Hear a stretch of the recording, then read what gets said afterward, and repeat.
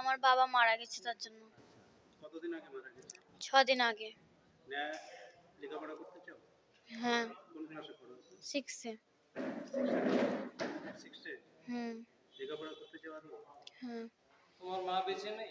না, আমার অনেকদিন আগে তো না। এমএলএর কাছে এসেছিল? হ্যাঁ। কি বললো তুমি? তুমি বললো ওকে পড়াবো, আমি দায়িত্বটা আমি নিলাম। তোমার পড়াশোনার দায়িত্ব নিল? হ্যাঁ। তোমার নাম? আমার নাম নাফিসা। বাড়ি কোথায়? অনুপপুর।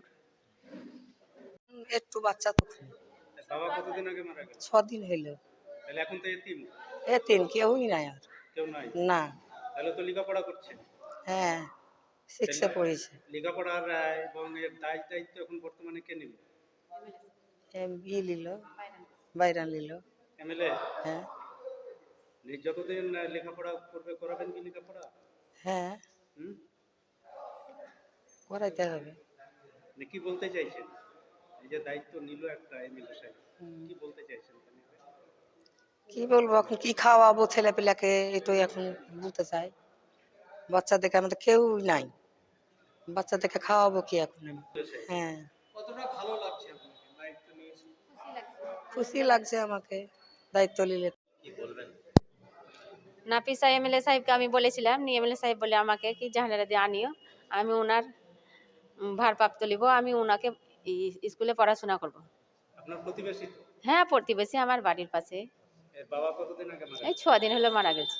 তো এখন কেউ নেই? কেউ নাই এতিম ধরতে গেলে। এমএলএ সাহেবকে জানিয়েছিলেন? হ্যাঁ, ওনার দাদু আছে, ওই বয়স্ক, খেটে খাওয়ার মতো কেউ নাই। তাহলে ওনার দায়িত্ব এখন কে নিচ্ছে? এমএলএ সাহেব নিচ্ছে। কি কি দায়িত্ব নিলেন উনি?